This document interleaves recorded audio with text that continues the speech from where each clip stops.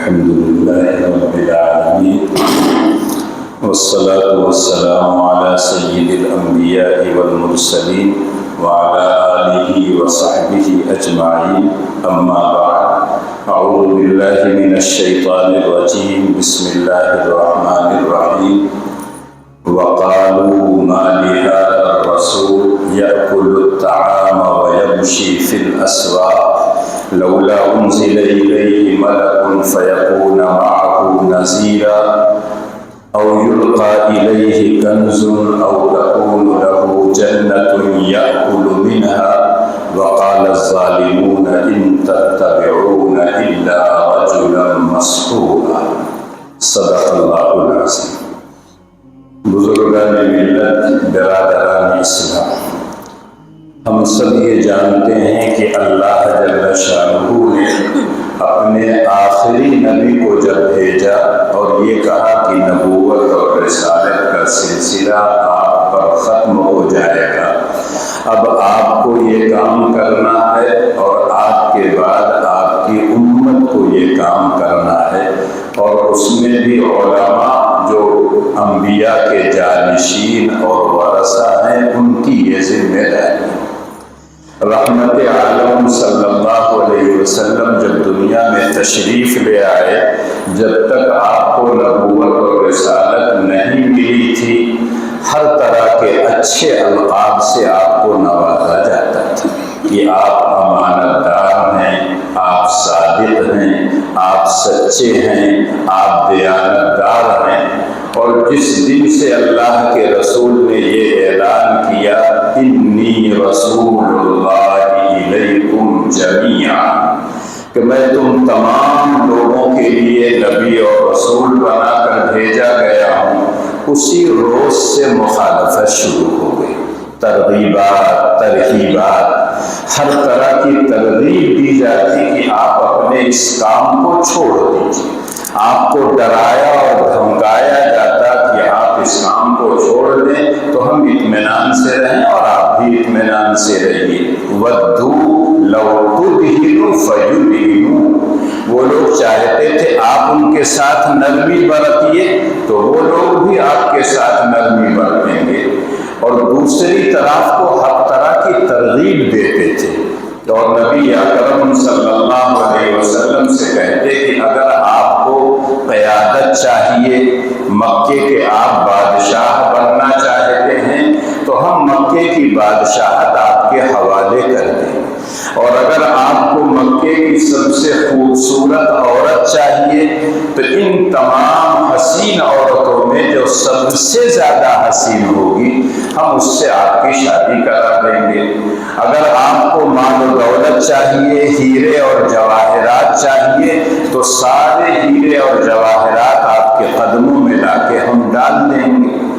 جب یہ لوگ کہہ چکے تو اللہ کے رسول صلی اللہ علیہ وسلم نے اپنا وہ مشہور جملہ کہا کہ اگر یہ لوگ ایک ہاتھ میں چاند لا کے رکھ دیں اور دوسرے ہاتھ میں سورج لا کے رکھ دیں تب بھی یہ کام ہمیں چھوڑنے والا نہیں، اس لیے کہ چاند اور سورج کوئی لا نہیں سکتا ہے، یہ ناممکن اور محال ہے۔ تو ایسا ہی مجھے جو کام دیا گیا ہے بلغ ما انزل الیک من ربک ادع الی سبیل ربک بالحکمہ والموعظۃ الحسنہ وجادلہم باللتی ہی احسن۔ یہ دعوت و تبلیغ کا جو کام ہے، اللہ کے بندوں تک اللہ کے احکامات کے پہنچانے کی جو ذمہ داری ہے، جو قرآن مجھ پر نازل ہوا ہے اس کو لوگوں تک پہنچانے کی جو ذمہ داری ہے، میں اس کام کو چھوڑ نہیں سکتا۔ اور آپ کے گھر ہی سے مخالفت شروع ہو گئی، چچا، دوسرے اور لوگ، سرداران قریش، سارے لوگ مخالفت شروع کر دی۔ اللہ کے رسول پر جب یہ آیت نازل ہوئی وَأَنذِرْ عَشِيرَتَكَ الْأَقْرَبِينَ، اے نبی اب آپ اپنی ذات کو، اپنے گھر والوں کو چھوڑ کر اور اپنے قریبی رشتہ داروں کو اللہ کے عذاب سے ڈرائیے، اللہ کے پیغام کو ان لوگوں تک پہنچائیے۔ تو اللہ کے رسول نے اپنے چچا، اپنی پھوپھی، اپنی بیٹی اور اسی طرح سے خاندان کے تمام لوگوں کوہ صفا پہ کہا کہ اگر میں تم سے یہ کہوں کہ اس پہاڑ کے پیچھے تمہارا دشمن کھڑا ہے، تم پر حملہ کرنے والا ہے، تو کیا تم مجھ کو سچ مانو گے؟ تو وہ لوگ جانتے تھے کہ جس نے 40 سال تک کوئی جھوٹ نہیں بولا ہے، کیسے آج جھوٹ بولے گا؟ تو ان لوگوں نے ایک زبان میں کہا ما جربنا علیک الا صدقا، ہمارا تجربہ یہ ہے، ہمارا مشاہدہ یہ ہے کہ آپ کبھی بھی جھوٹ نہیں بولے ہیں، ہمیشہ آپ سچ بولتے ہیں، اس لیے اگر آپ یہ کہتے ہیں کوہ صفا کے پیچھے ایک لشکر تیار ہے تم پر حملہ کرنے کے لیے، تو ہم مان لیں گے، سچی بات ہے۔ تو اللہ کے رسول نے کہا اللہ کا عذاب آنے والا ہے، اس لیے اللہ پر ایمان لے آؤ تو بچ سکتے ہو، ورنہ بچ نہیں سکتے ہو۔ اور ایک چچا کا، پھوپھی کا، خاندان کے لوگوں کا نام لے لے کے کہا یا بنی عبد مناف، یا بنی ہاشم، اسی طرح سے پھوپھیوں کو اور چچا کا نام لے کے، اپنی بیٹی کا نام لے کے کہا یا فاطمہ بنت محمد انقذی نفسک من اللہ لا اغنی عنک من اللہ شیئا، اے میری لخت جگر محمد کی بیٹی، اگر تم بھی اپنے آپ کو اللہ کے عذاب سے بچانا چاہتی ہو تو اللہ پر ایمان لے آؤ، تبھی بچ سکتی ہو، میں اس وقت تمہارے کام نہیں آ سکتا اگر تم اللہ پر ایمان نہ لے آؤ۔ اس وقت سب سے پہلے مخالفت کے لیے جو آواز اٹھی وہ خود ان کے چچا تھے، ابو لہب، اور انہوں نے کہا تبا لک الہذا جمعتنا، تمہاری بربادی ہو، ہلاکت ہو، تم ستیہ ناش ہو جاؤ، اسی لیے ہم کو جمع کیا تھا، یہی پیغام سنانے کے لیے کوہ صفا پر بلائے تھے۔ اللہ کے رسول نے کوئی جواب نہیں دیا۔ رب کائنات نے پوری ایک سورت نازل کی، تبت یدا ابی لہب وتب ما اغنی عنہ مالہ وما کسب سیصلی نارا ذات لہب وامرأته حمالۃ الحطب فی جیدها حبل من مسد۔ ابو لہب اللہ کے رسول کا چچا ہے، اس کی بیوی ام جمیل وہ بھی اللہ کے رسول کی دشمن تھی، گالیاں دیتی تھی، ادھر کی ادھر لکڑی لگاتی تھی، چغلی کرتی تھی، اللہ کے رسول کے راستے میں کانٹے بچھایا کرتی تھی، اور ابو لہب تو خود اللہ کے رسول سے سب کے سامنے کہا تبا لک الہذا جمعتنا۔ تو پتہ یہ چلتا ہے کہ یہ لوگ تو مخالف تھے ہی، لیکن اللہ کے رسول صلی اللہ علیہ وسلم اپنا کام کرتے رہے، جس کام کے لیے اللہ نے ان کو بھیجا تھا ان تمام کاموں کو کرنے کے لیے وہ ہر وقت تیار رہتے تھے۔ اس طرح کی مخالفت کی، ترغیب کی، ترہیب کی کوئی پرواہ نہیں کرتے۔ خود اللہ نے کہا ابو لہب کے دونوں ہاتھ تباہ و برباد ہوں، خود وہ تباہ و برباد ہو جائے، اس کا مال، اس کی ساری کمائی آج کچھ بھی کام نہیں آئے گی، اللہ کے عذاب سے کوئی بچا نہیں سکتا ہے۔ سیصلی نارا ذات لہب، اور ان قریب وہ جب دنیا سے جائے گا تو ایک ایسی آگ میں ڈال دیا جائے گا جو بھڑکتی ہوئی آگ ہوگی، اور یقینی طور پر جہنم کی آگ اس دنیا کی آگ سے کئی گنا زیادہ تیز ہوگی۔ اس کے بعد اللہ جل شانہ نے فرمایا کہ اس کی جو بیوی ہے وہ بھی تباہ و برباد ہوگی۔ قرآن نے اس کی صفت بیان کی حمالۃ الحطب، ایک تو معنی ہوتا ہے لکڑی لگانا، چغلی کرنا، ان کی ان سے، ان کی ان سے، نمک مرچ لگا کے ادھر کی بات ادھر کرنا، اس کام میں بھی وہ تیز تھی۔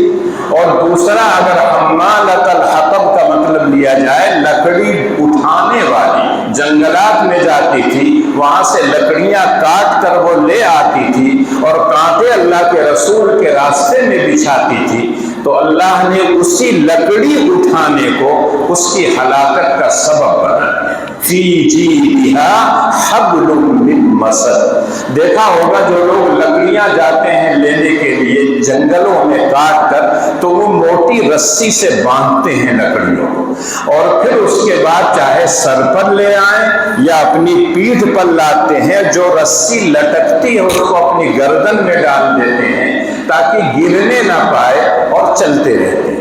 اسی طرح سے وہ بھی لکڑیاں لے کے آ رہی تھی جس میں کانٹے وغیرہ بھی تھے، لیکن اللہ جب چاہیں جس کو ہلاک کرنا چاہیں معمولی چیز وہاں نہ بن سکے۔ روز لے آتی تھی لکڑی، لیکن جب اللہ کی ناراضگی اس پر ہوئی تو بالکل کیا وہی لکڑی اس کی ہلاکت کا سبب بن گئی۔ قرآن کہتا ہے اس کے گردن میں رسی جو بٹی ہوئی مضبوط ہوتی ہے وہ ایسا پھنس گئی کہ وہی اس کی جان لیوا ثابت ہو گئی۔ تو ابو لہب نے مخالفت کی، اس کی بیوی نے مخالفت کی، جو چچا تھے اللہ کہتے ہیں کہ میرے نبی نے کچھ جواب نہیں دیا، اس لیے کہ ان کو تو حکم ہمیشہ ملتا تھا خذ العفو وامر بالعرف واعرض عن الجاہلین۔ جاہل لوگوں سے، ناآشنا لوگوں سے اعراض برتیے، صف و درگزر کا معاملہ کیجیے، آپ معاف کر دیا کیجیے، یہ آپ کی بہترین صفت ہے۔ جبکہ اسلام یہ کہتا ہے کہ اگر کسی نے آپ کو کوئی تکلیف پہنچائی ہے، جتنی تکلیف اس نے دی ہے اتنی آپ لے سکتے ہیں اس سے انتہا۔ وَجَزَاءُ سَيِّئَةٍ سَيِّئَةٌ مِثْلُهَا فَمَنْ عَفَا وَأَصْلَحَ فَأَجْرُهُ عَلَى اللَّهِ۔ اگر کسی نے برائی آپ کے ساتھ کیا ہے، ایک تھپڑ مارا ہے، آپ بھی اس کو ایک تھپڑ مار سکتے ہیں۔ حضرت عیسیٰ علیہ السلام کی تعلیم یہ تھی کہ اگر ایک گال پر کسی نے تم کو مارا ہے تو دوسرا گال دے دو تاکہ اس پر مار دے، برابر ہو جائے، بیلنس برابر۔ لیکن اسلام نے اعتدال کا حکم دیا ہے، اگر کوئی ایک تھپڑ مارا ہو، جتنی زور سے مارا ہو اتنی زور سے آپ مار سکتے ہیں، لیکن اگر معاف کر دیں تو اس کا اجر و ثواب آپ کو اللہ دے گا۔ اور اللہ کے رسول ہمیشہ عفو و درگزر کا معاملہ کرتے تھے۔ اللہ کے رسول نے کوئی بد دعا نہیں کی تھی، اللہ کی طرف سے خود اس کی ہلاکت اور بربادی آ گئی۔ دوسرے چچا ابو جہل تھے جو اللہ کے رسول کے ساتھ ہر وقت دوسرے سرداروں کے ساتھ مل کر ٹھٹھا کیا کرتے تھے، مذاق کیا کرتے تھے اور طرح طرح سے آپ کو ستانے کا نظم کیا کرتے تھے۔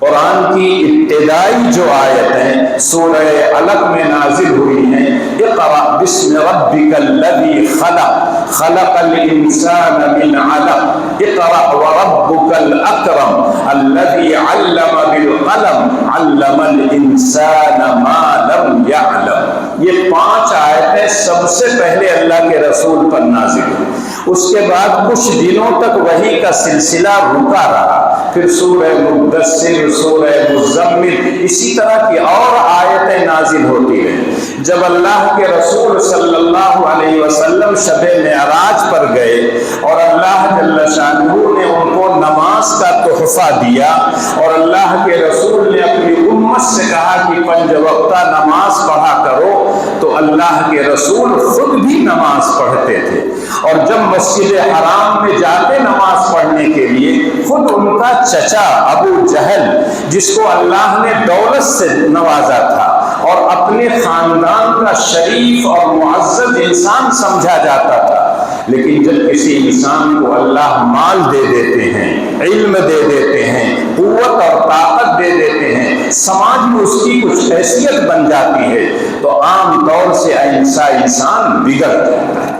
اور خود اللہ نے کہا کلا ان الانسان لیطغی ان رآہ استغنی ان الی ربک الرجعی ارأیت الذی ینہی عبدا اذا صلی ارأیت ان کان علی الہدی او امر بالتقوی ارأیت ان کذب وتولی الم یعلم بان اللہ یری کلا لئن لم ینتہ لنسفعا بالناصیہ ناصیۃ کاذبۃ خاطئہ فلیدع نادیہ سندع الزبانیہ۔ یہ ابو جہل کے بارے میں تقریباً 6 آیتیں اللہ نے نازل کی، اور جب اللہ کے رسول مسجد حرام میں نماز پڑھنے کے لیے جایا کرتے تھے تو وہ کمبخت کہا کرتا تھا نماز چھوڑ دو ورنہ تمہارے گلے پر پیر رکھ کے میں دبا دوں گا، تمہاری جان نکل جائے۔ اللہ کہتے ہیں اس کو غرور کس بنیاد پہ تھا؟ اس لیے کہ میں نے اس کو دولت دے دی، میں نے اس کو بے نیاز بنا دیا تھا، کسی کا وہ محتاج نہیں تھا، لیکن میرا تو محتاج ہے۔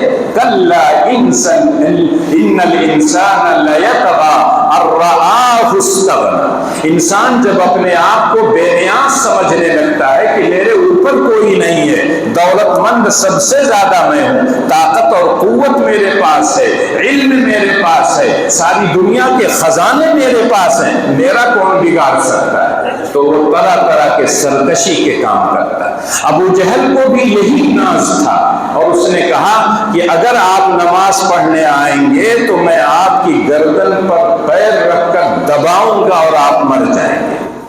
اللہ جل شانہ کہتے ہیں اَرَأَيْتَ الَّذِي يَنْهَى عَبْدًا إِذَا صَلَّى، اے لوگوں ذرا سا غور کرو، ایک بندہ اپنے معبود کی عبادت کرنے کے لیے اس کے گھر میں آ رہا ہے اور دوسرا بندہ اس کو منع کرتا ہے۔ انسان اور جنات کی تخلیق تو عبادت کے لیے ہوئی ہے، میرا محبوب میرے گھر میں عبادت کے لیے آتا ہے اور یہ کم وقت اس کو روکتا ہے۔ اَرَأَيْتَ إِن كَذَّبَ وَتَوَلَّى، کیا یہ جھوٹ نہیں بولتا ہے؟ یہ تو جھوٹا ہے اور تم لوگوں کو ہر وقت یہ جھوٹی باتیں سناتا رہتا ہے۔ أَلَمْ يَعْلَمْ بِأَنَّ اللَّهَ يَرَى، کیا اس کو یہ نہیں معلوم ہے کہ رب کائنات آسمان کے اوپر سے دیکھ رہا ہے کون کیا کر رہا ہے، ابو جہل کیا کر رہا ہے اور محمد ابن عبداللہ صلی اللہ علیہ وسلم کیا کر رہے ہیں۔ ایک طرف وہ اللہ کی عبادت اور بندگی کے لیے مسجد حرام میں آ رہے ہیں اور دوسری طرف ان کا چچا کہتا ہے کہ اگر تم نماز پڑھنے آؤ گے تو میں تمہاری گردن دبا کے تمہیں ماروں۔ پھر اللہ پوچھتے ہیں کون ہدایت پر ہے، کون تقوی کا حکم دیتا ہے، کون جھوٹا ہے، کون گمراہی کے راستے پر ہے؟ سب لوگ جانتے ہیں کہ محمد ابن عبداللہ صلی اللہ علیہ وسلم ہدایت کے راستے پر ہیں، بلکہ دوسروں کے لیے وہ ہادی ہیں۔ اور ابو جہل یہ تو جھوٹا ہے اور سب لوگوں کو گمراہ کر رہا ہے، اور اس نے کہا تھا میں اپنے لاہ لشکر کو بلا کے لے آؤں گا، میرے جو چیلے چپڑ ہیں سب کو بلا کے لاؤں گا اور تمہاری مدد کے لیے جو آئیں گے سب کی میں ٹھکائی کروں گا۔ اللہ کہتے ہیں فَلْيَدْعُ نَادِيَهُ، اس سے کہیے جا کے بلا کے لے آئے، اپنے لاؤ لشکر کو لے آئے۔ کتنے لشکر ہیں؟ سَنَدْعُ الزَّبَانِيَةَ، میرے پاس بھی لشکر۔ وَمَا يَعْلَمُ جُنُودَ رَبِّكَ إِلَّا هُوَ، اللہ کا لشکر کتنا ہے کوئی نہیں جانتا ہے۔ کتنے فرشتے ہیں آسمان اور زمین میں، ان کی ڈیوٹیاں بدلتی رہتی ہیں۔ لَهُ مُعَقِّبَاتٌ مِّن بَيْنِ يَدَيْهِ وَمِنْ خَلْفِهِ يَحْفَظُونَهُ مِنْ أَمْرِ اللَّهِ، کچھ فرشتے مستقل کاموں پر اللہ نے متعین کر رکھا ہے، کسی کو بارش کا نظام دے رکھا ہے، کسی کے لوگوں کی روح قبض کرنے کا حکم دے رکھا ہے، کسی فرشتے کو صرف یہ حکم ہے ایک مرتبہ سور پھونکنا تو یہ دنیا تباہ ہو جائے گی، اور دوسری مرتبہ پھونکنا تو دنیا سے تمام انسان پھر زندہ ہو جائیں گے اور آئیں گے، میں ان کا حساب و کتاب لوں گا۔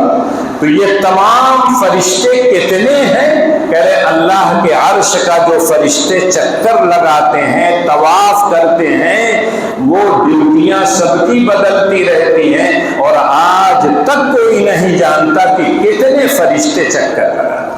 آسمان پر ستارے نکلے ہوئے ہیں، آج انسان بہت ترقی کر چکا ہے، لیکن کیا انسان گن کر بتا سکتا ہے کہ کتنے ستارے ہیں؟ سائنس بہت ترقی کر چکی ہے، لیکن آج تک سائنسداں بہت سے ستارے اور سیاروں کو وہاں تک پہنچ نہیں پائے۔ پانی جب بارش ہوتی ہے کیا اس کے قطرات کو آپ گن سکتے ہیں؟ کبھی نہیں گن سکتے۔ ہوا چلتی ہے تو ریت کے جو ذرات اڑتے ہیں کیا انسان اس کو گن سکتا ہے؟ نہیں گن سکتا ہے۔ اللہ کہتے ہیں میرے لشکر جو ہے بہت ہے، اگر تمہارے پاس لشکر ہے بلا کے لے آؤ، میں اپنی نبی کی حمایت اور نصرت کے لیے میں اپنے لشکر کو بلاؤں، اور تمہارا لشکر ان کے سامنے ٹک نہیں پائے۔ یہ بات بالکل طے۔ اور ابو جہل ابو لہب ہی نہیں، بقیہ اور سرداران قریش کا مسجد حرام کے صحن میں، اور جب اللہ کے رسول وہاں رہتے یا نہ رہتے تو ان کو بلواتے، اور بلوانے کے بعد عجیب و غریب مطالبہ کیا کرتے تھے۔ وَقَالُوا مَا لِهَذَا الرَّسُولِ يَأْكُلُ الطَّعَامَ وَيَمْشِي فِي الْأَسْوَاقِ لَوْلَا أُنزِلَ إِلَيْهِ مَلَكٌ فَيَكُونَ مَعَهُ نَذِيرًا أَوْ يَكُونُ لَهُ كَنزٌ أَوْ تَكُونُ لَهُ جَنَّةٌ يَأْكُلُ مِنْهَا وَقَالَ الظَّالِمُونَ إِن تَتَّبِعُونَ إِلَّا رَجُلًا مَسْحُورًا۔ تمام نبیوں کے حالات پڑھیے، ان کی قوم کا سب سے پہلا یہ اعتراض تھا، یہ ہماری طرح انسان ہیں، کیسے ہم ان کو نبی مانیں؟ یہ تو کھاتے ہیں، پیتے ہیں، اپنی ضرورتوں کو پورا کرتے ہیں، بازار جاتے ہیں، سامان خرید کے لاتے ہیں، یہ ہماری طرح انسان ہیں، ان کے سرخاب کا پر تو نہیں لگا ہے، کیسے ہم ان کو مان لیں کہ یہ اللہ کے نبی اور رسول؟ ہم نہیں مانتے۔ مَا لِهَذَا الرَّسُولِ يَأْكُلُ الطَّعَامَ وَيَمْشِي فِي الْأَسْوَاقِ۔ ہاں اگر یہ صورت ہوتی کہ ان کے ساتھ اللہ تعالیٰ ایک فرشتہ اتارتا اور وہ فرشتہ ان کے ساتھ ساتھ جاتا، یہ دعوت و تبلیغ کا کام کرتے، کوئی نہ مانتا تو وہ فرشتہ پکڑ کے ان کا لوٹا کس دیتا، تب ہم جانتے کہ یہ اللہ کے نبی اور رسول۔ یا ان کے پاس خزانہ ہوتا اور یہ جہاں گزرتے جیسے چاہتے خرچ کرتے، لیکن ان کمبختوں کو معلوم نہیں تھا کہ اللہ نے اپنے نبی سے کہا تھا اگر آپ چاہیں تو احد پہاڑ جو ہے اتنا لمبا چوڑا ہے، پورا کا پورا میں سونے کا بنا دوں اور آپ کے ساتھ وہ چلتا رہے، جیسے چاہے آپ خرچ کریں، لیکن قربان جائیے نبی اکرم صلی اللہ علیہ وسلم پر۔ اللہ کے رسول نے کہا کہ اے اللہ مجھے سونے کا پہاڑ نہیں چاہیے، میں تو چاہتا ہوں کہ ایک دن پیٹ بھرا رہے، تیرا شکر ادا کروں، ایک دن فاقہ کی زندگی گزاروں تاکہ صبر کروں، ایک دن کھاؤں، ایک دن روزہ رکھوں، مجھے پیسے کی ضرورت نہیں ہے، مجھے سونا اور چاندی کی ضرورت نہیں ہے، جو کام آپ نے دیا ہے وہ کام میں کرنے کے لیے تیار۔ لیکن ان کے ذہن میں تھا کہ کوئی بڑا آدمی ہو جس کے پاس خزانہ ہو، کوئی ایسا آدمی ہو جس کے پاس انگور اور انار کے باغات ہوں اور اس کے بعد انہی باغات سے اس کی ضرورتیں پوری ہوتی ہوں، اس کے پاس سونے اور چاندی کا محل ہو۔ آج تو بہت سے لوگ کہتے ہیں شیش محل بنا لیا ہے، سونے اور چاندی کا محل ہوتا تب ہم جا کے ان کو نبی اور رسول مانتے۔ یہ سورہ فرقان کی آیت ہے جو میں نے پڑھی ہے، جس میں انہوں نے کہا کہ یا تو فرشتہ ان کے ساتھ ہوتا تب یہ ڈرانے والے نذیر اور بشیر بنتے، تب ہم ان کو مانتے، یا ان کے پاس خزانہ ہوتا، یا ان کے پاس ایسا باغ ہوتا جس میں سارے غلے سارے پھل تیار ہوتے اور اپنی یہ ضرورت اسی باغ سے پورا کر لیتے۔ اور پھر ایک اعتراض کرتے تھے وَقَالَ الظَّالِمُونَ إِن تَتَّبِعُونَ إِلَّا رَجُلًا مَسْحُورًا۔ حضرت موسیٰ علیہ السلام کے واقعے میں آپ تفصیل سے سن چکے ہیں کہ حضرت موسیٰ کو وہ لوگ جادوگر سمجھتے تھے، اللہ کے رسول کو بھی کہتے کہ یہ بھی جادوگر، جبکہ حضرت موسیٰ کا مقابلہ جادوگروں سے ہو چکا تھا اور اس کو وہ جانتے تھے کہ جادوگر مغلوب ہوئے تھے، حضرت موسیٰ غالب آئے تھے، لیکن اس کے باوجود کہتے تھے آپ بھی موسیٰ کی طرح ایک جادوگر ہیں، کیا ہم لوگ جادوگر کے نقش قدم پر چلیں گے؟ ایسا ہم نہیں کر سکتے۔ اسی بات کو سورہ فرقان میں اختصار کے ساتھ کہا گیا اور سورہ اسراء میں بہت لمبی چوڑی 8-9 آیتوں میں اللہ نے کہا کہ یہ لوگ کہتے ہیں لن نؤمن لک حتی تفجر لنا من الارض ينبوعا او تکون لک جنت یأکل منها، اور اسی طرح سے بہت سے اور چیزیں بیان کی کہ آپ کے پاس باغ ہونا چاہیے، باغ کے اندر جہاں پھل تیار ہو وہیں کھیتی باڑی بھی ہوتی ہو، نہریں وہاں جاری ہوں اور آپ کے پاس فرشتے آتے ہوں، تب جا کے ہم آپ کو ایمان لے آئیں۔ وہاں اللہ جل شانہ نے ایک جملہ کہا تھا قل سبحان ربی هل كنت الا بشرا رسولا۔ اے نبی آپ دو لفظوں میں سے ان سے کہہ دو کہ میں خدا نہیں ہوں، میں انسان ہوں۔ انسان سے اس طرح کا مطالبہ مت کرو۔ چشموں کا جاری کرنا، دریا بہانا، نہروں کو جاری کرنا، آسمان سے عذاب کا بھیجنا، یہ اللہ کا کام ہے، کسی انسان کا کام نہیں ہے۔ اللہ جس کو نبی اور رسول بناتے ہیں اس کو کچھ معجزات دیتے ہیں، کچھ ایسی چیزیں دیتے ہیں جو عام انسان نہیں کر سکتا ہے، اور وہ اس بات کی دلیل ہوتے ہیں کہ یہ میرا نبی اور رسول ہے۔ حضرت صالح کو اللہ تعالیٰ نے اونٹنی دیا تھا، پہاڑ سے ایک گابھن اونٹنی نکلی تھی اور ان کمبختوں نے تب بھی ایمان نہیں لایا۔ اسی طرح سے اور بہت سے نبیوں کو اللہ تعالیٰ نے معجزات دیے، تو اللہ کے رسول سے اللہ نے کہا قل سبحان رب، میرا پروردگار ہر عیب سے، ہر نقص سے پاک، هل كنت الا بشرا رسولا، میں تو ایک انسان ہوں۔ انسان کے بس میں جو کچھ ہے وہ کرتا ہے۔ انسان کھاتا ہے، پیتا ہے، کوئی تکلیف ہوتی ہے اس کا احساس ہوتا ہے، کوئی خوشی کا موقع آتا ہے تو اس کا احساس ہوتا ہے۔ میں بھی ایک انسان، مجھ پر جب غم آتا ہے تو میں بھی رنجیدہ ہوتا ہوں، مجھ کو جب خوشی ملتی ہے تو میں بھی لوگوں کے سامنے خوش ہوتا ہوں۔ یقینی طور پر میں انسان ہوں، خدا نہیں ہوں۔ اور اسی وجہ سے کہا جاتا ہے اللہ کے رسول صلی اللہ علیہ وسلم کے بارے میں اس زبان کو بہت محتاط ہو کے چلانا پڑا۔ ذرا سا چڑھا دیا گئے کام سے، اور ذرا سا نیچے اتار دیا تب بھی گئے کام سے۔ اللہ کے رسول خود کہا کرتے تھے لا تطرونی کما اطغت النصارى، اے لوگوں مجھ کو چڑھانا مت، میری تعریف اتنا مت کرنا کہ خدائی تک پہنچا دینا۔ جیسے عیسیٰ علیہ السلام کو ان کے ماننے والوں نے خدا بنا دیا، خدا کا بیٹا بنا دیا۔ میں اللہ کا بندہ اور رسول ہوں، میں خدا نہیں ہوں۔ هل كنت الا بشرا رسولا۔ اور جو لوگ یہ کہتے تھے کہ فرشتے اتار دیتے تو ہم مانتے، اللہ نے سورہ اسراء میں بہت صاف لفظوں میں کہا لو کان فی الارض ملائکۃ یمشون مطمئنین لنزلنا علیہم من السماء رسولا۔ اگر دنیا میں فرشتے آباد ہوتے، فرشتے رہتے تو ہم ایک فرشتے کو نبی اور رسول بنا کے بھیجتے۔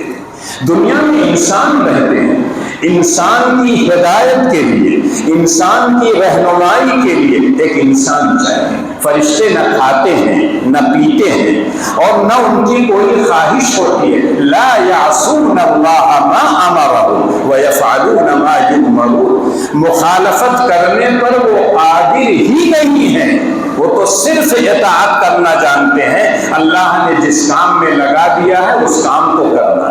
اگر ان کے اندر مخالفت کی، معصیت کی قوت اور طاقت نہیں ہے تو انسان کے لیے، ہدایت کے لیے جب آتے تو انسان کہتا مجھ کو بھوک لگتی ہے اور اس پیٹ بھرنے کے لیے میں کمانے کے لیے جاتا ہوں، کبھی دیر ہو جاتی ہے، نماز میں تاخیر سے پہنچتا ہوں، اللہ نے یہ پیٹ دیا ہے کبھی کبھی زیادہ کھا لیتا ہوں یا خلاف توقع کوئی چیز کھا لیتا ہوں، موسم کی تبدیلی کی وجہ سے کبھی کبھی پیٹ بھی گڑبڑ ہو سکتا ہے، نماز کے لیے آنا چاہتا ہوں، اچانک وضو کی ضرورت پڑ گئی، ہو سکتا ہے کہ میں نماز میں تاخیر سے پہنچوں۔ یہ تمام مجبوریاں انسان کے ساتھ ہیں، فرشتوں کے ساتھ نہیں تھی۔ فرشتے یہ سمجھتے جیسے ہم کو بھوک نہیں لگتی ہے، جیسے ہم کو پیاس نہیں لگتی ہے، جیسے ہم کو جنسی خواہش نہیں ہوتی ہے، انسانوں کو بھی نہیں ہوتی۔ تو انسان کے نقش، فرشتوں کے نقش قدم پر انسان کیسے چلتا؟ ایک آدمی کا ہاتھ اٹھتا ہی نہیں، بالکل شل ہو گیا ہے، فالج کا اثر ہے، مفلوج ہے۔ اگر وہ کہے کہ میں شراب کا جام اٹھا کر پیتا نہیں، کیسے پیو گے جب تمہارا ہاتھ ہی نہیں اٹھتا؟ ایک آدمی کے پاس دولت نہیں ہے، پیٹ بھرنے کے لیے دال روٹی کا سامان بھی نہیں ہے، اگر وہ کہے کہ 5 اسٹار ہوٹلوں میں میں نہیں جاتا ہوں، وہاں میں عیاشی نہیں کرتا ہوں، تو لوگ کہہ سکتے ہیں کہ تمہارے پاس تو پیٹ بھرنے کے لیے دال روٹی نہیں ہے تو جاؤ کہ 5 اسٹار ہوٹل میں۔ اور وہاں عیاشی کرو کہ کہاں سے تمہارے پاس دولت آئے، تو انسان مجبور ہوتا ہے اس طرح، فرشتوں کے نقش قدم پر وہ نہیں چل سکتا۔ انسان کے ساتھ بہت سی مجبوریاں ہیں، بہت سی معذور چیزیں ہیں، آزار ہیں، ان تمام کے ساتھ اگر وہ اللہ کی اطاعت و فرما برداری کرتا ہے، یہ انسان کا کمال ہے۔ انسان دونوں چیزوں پر قادر ہے، اس ہاتھ سے دھکا بھی دے سکتا ہے کسی کو، اور کسی گرتے ہوئے کو تھام بھی سکتا ہے۔ اگر دھکا دیتا ہے تو یقیناً اللہ تعالیٰ کی طرف سے سزا ملے، گرتے ہوئے کو اگر سنبھال لیتا ہے، اس کی مدد کرتا ہے، اس کی نصرت کرتا ہے، اللہ کی مدد اس کے ساتھ ہوتی۔ اللہ کے رسول خود فرماتے ہیں جب تک بندہ میرے بندے کی نصرت میں رہتا ہے تب تک اللہ کی نصرت اس کو ہے۔ ایک ضرورت مند ہے، اللہ نے آپ کو دولت دے رکھی ہے، اللہ نے آپ کو قوت دے رکھی ہے، آپ اپنی قوت سے اس کو سنبھالیے، پیسے سے سنبھالیے تو اللہ آپ کی مدد کرے، اور اگر آپ نہیں کریں گے تو اللہ میاں آپ کی مدد نہیں کریں گے۔ جو دولت اللہ انسان کو دیتے ہیں، کہتے ہیں فی اموالہم حق للسائل والمحروم، وہ مال تنہا آپ کا نہیں ہے، آپ اپنی ضرورت پوری کیجئے، اپنے بال بچوں کی ضرورت بھی پوری کیجئے، اچھا کھائیے، اچھا پہنیے، اچھا مکان بنائیے، اچھی گاڑی لیجئے، اسلام منع نہیں کرتا۔ لیکن جو اللہ کے دوسرے بندے ہیں جن کو مال کی ضرورت ہے، ان کو حقیر مت سمجھو، ان کو ذلیل مت سمجھو، جتنا ہو سکے ان کی اعانت اور مدد کرو، تب اللہ کی نصرت اور مدد آئے۔ قارون کا واقعہ پڑھ لیجئے، اس کو غرور تھا یہ دولت میری ہے، میں جیسے چاہوں کماؤں، میں جیسے چاہوں خرچ کروں، اللہ نے تباہ و برباد کر دیا۔ تو پتہ یہ چلتا ہے کہ اللہ کی نصرت اس وقت آتی ہے جب انسان اللہ کے بندوں کی مدد کرتا ہے، اس کی ضروریات کو پوری کرتا ہے۔ تو اللہ جل شانہ نے کہا اگر دنیا میں فرشتے آباد ہوتے لنزلنا علیہم من السماء ملکا رسولا، تب میں فرشتے کو بھیجتا، نبی اور رسول بنا۔ ہم جنس جب ہوتے ہیں تو دونوں کے خیالات، دونوں کی ضرورتیں، دونوں کی حاجتیں ایک ہوتی ہیں اور ایک دوسرے کو وہ سمجھتا ہے۔ اس لیے تم لوگ یہ مطالبہ مت کرو کہ فرشتے اتار دیتے، فرشتے آئیں گے لیکن اس وقت آئیں گے جب آپ کا نوٹا کسنا ہوگا، اس وقت آئیں گے اور اللہ تعالیٰ باقاعدہ بھیجیں گے، وہ آپ کو تباہ و برباد کر کے چلیں جائیں گے۔ آپ کی ہدایت کے لیے تو انسان ہی آئے گا، اور انسانوں کا ایک لمبا سلسلہ چلا ہے حضرت آدم سے لے کر تاجدار مدینہ سرکار دو عالم صلی اللہ علیہ وسلم تک تقریباً 1,24,000 انبیاء اللہ تعالیٰ نے بھیجے۔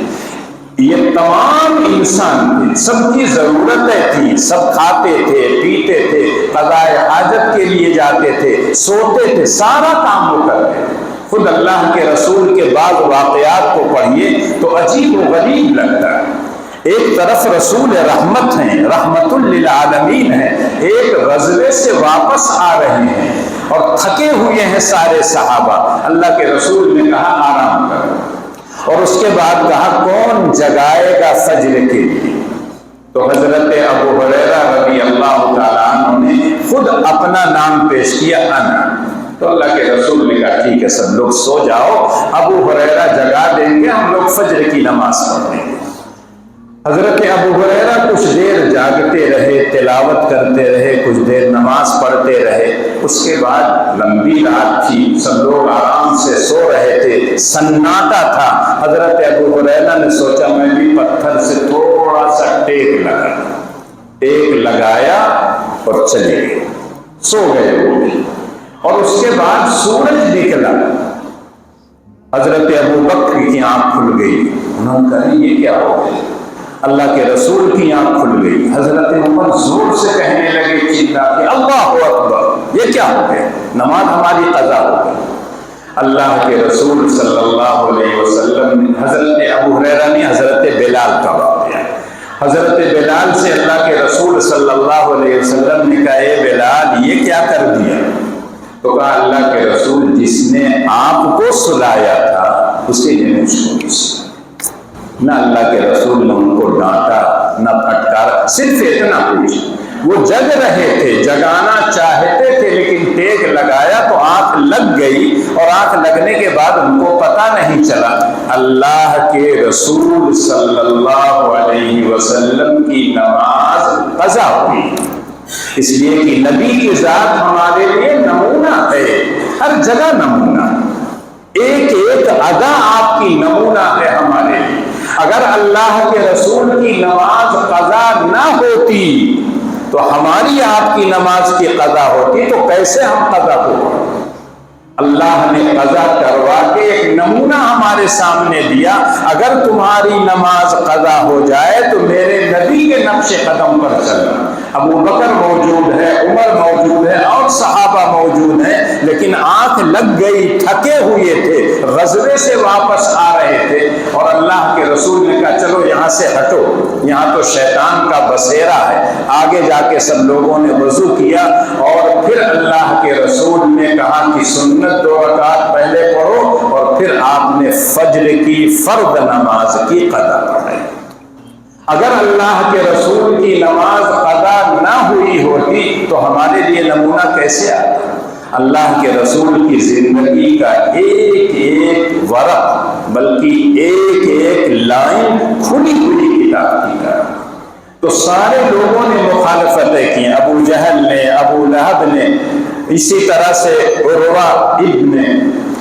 ثقفی تھے، اور ولید ابن مغیرہ جو اپنے زمانے کا مشہور ادیب بھی تھا، اور اللہ نے پیسہ دولت بھی دے رکھی تھی۔ اس نے ایک مطالبہ کیا کہ یہی ملے تھے، چلو ہم مان لیتے ہیں کہ رسول انسان ہو، تو مکے اور طائف کے شہروں میں یہی ایک ملے تھے، محمد ابن عبداللہ، جن کے ابا پہلے ہی چلے گئے، یتیمی کی زندگی گزارے، اماں بھی چلی گئی، کوئی ان کا دیکھنے والا نہیں، اور کوئی نہیں مل رہا تھا اللہ کو۔ لولا نزل هذا القرآن على رجل من القريتين عظيم، اللہ نے کیوں نہیں ایک ایسے آدمی پر قرآن کو اتارا جو مالدار ہوتا، جس کے پاس قوت ہوتی، جس کے پاس دولت ہوتی، جس کے پاس خزانہ ہوتا، ایسے آدمی کو اتارنا چاہیے تھا قرآن۔ اللہ نے اس کا جواب دیا، قرآن تو بہت بڑی چیز ہے، اللہ کی طرف سے جو وحی آتی ہے وہ بہت بڑی نعمت ہے، تمہارا روزی جو ہے وہ بھی میں نے تقسیم کر، تم سے مشورہ نہیں کیا کس کو زیادہ دوں، کس کو کم دوں، کس کو فقر و فاقہ کی زندگی گزارنا ہے، کس کو عیش و عشرت کی زندگی گزارنا، یہ میں جانتا ہوں۔ میں نے جب روزی کی تقسیم میں تم سے مشورہ نہیں کیا ہے تو نبوت کے بانٹنے میں تم سے مشورہ کرتا؟ بتاؤ کس کو نبی بناؤں؟ اللہ اعلم حیث یجعل رسالہ، اللہ بہتر جانتے کس کو نبی اور رسول بنائے۔ اللہ یصطفی من الملائکۃ رسلا ومن الناس، انسانوں میں سے، فرشتوں میں سے جس کو اللہ چاہتے ہیں اپنے پیغام کو پہنچانے کے لیے منتخب کرتے ہیں، کسی سے مشورہ نہیں کرتے، کسی آدمی سے کچھ پوچھتے نہیں کہ تم بتاؤ کس کو میں نبی بناؤں۔ اللہ نے دوسری مثال دیا کہ جب روزی جیسا معاملہ جو بہت معمولی ہے، جس کا میں نے وعدہ بھی کر رکھا ہے، تقسیم بھی کر رکھا ہے، اس میں تم سے نہیں مشورہ لیا، تو نبوت اور رسالت میں تم سے مشورہ لوں گا۔ نحن قسمنا بینہم معیشتہم فی الحیاۃ الدنیا ورفعنا بعضہم فوق بعض درجات۔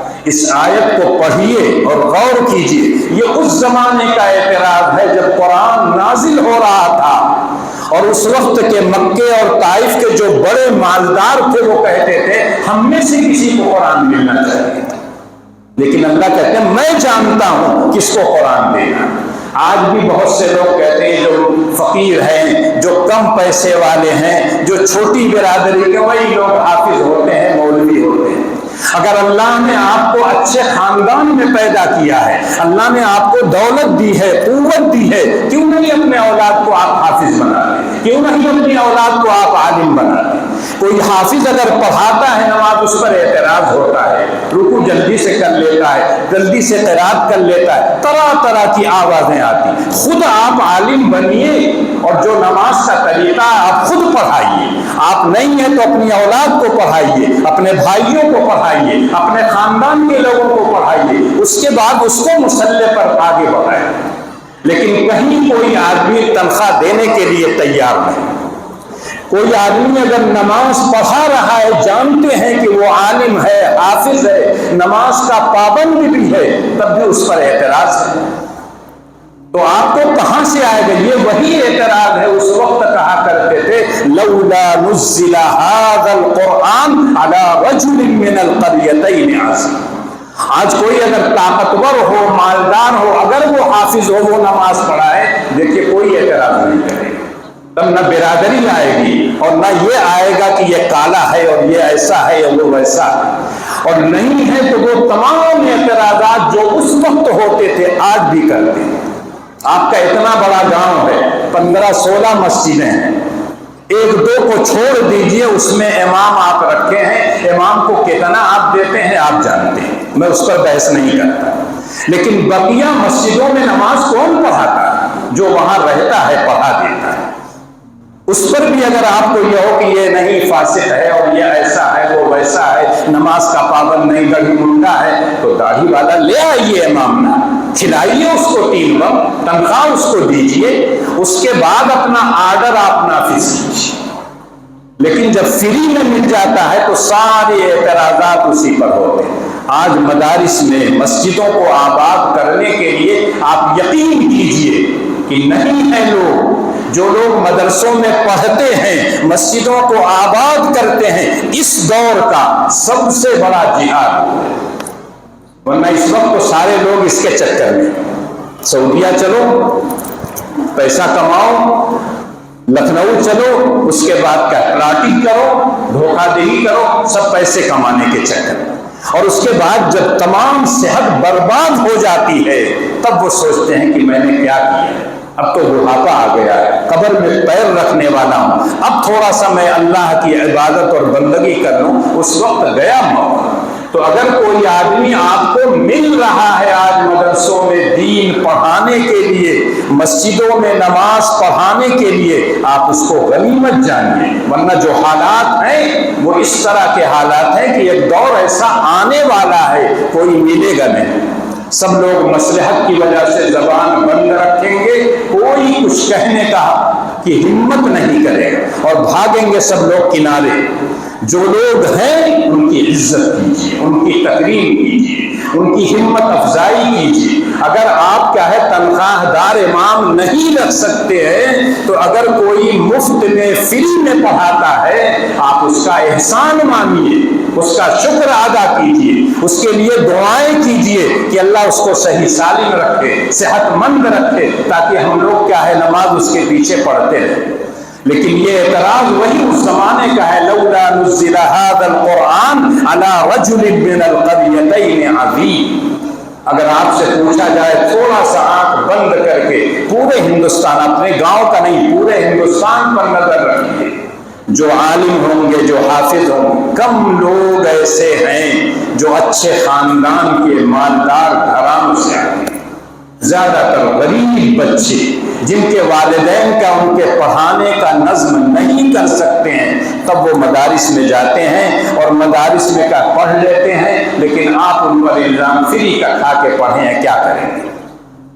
یہ تو ہمارا اور آپ کا کام تھا اپنے مدرسوں کو زیادہ سے زیادہ ترقی دینا، اپنی مسجدوں کو زیادہ سے زیادہ اچھا بنانا اور ایسا امام رکھنا جو آپ کی ساری ضرورتوں کو پورا کرے۔ امام کا کام صرف یہاں کھڑے ہو کر 2 رکعت 4 رکعت 3 رکعت پڑھانا نہیں ہے، امام ہر موڑ پر آپ کی رہنمائی کرے۔ لیکن آپ چاہتے ہیں کہ امام ایسا ہو جو حافظ ہو، قاری ہو، عالم ہو، تقریر بھی کر لیتا ہو، جھگڑا ہو تو صلح صفائی بھی کرا سکتا ہو، سارا کام، اور جب تنخواہ کی بات آتی ہے تو کہتے ہیں وہی کون وہی؟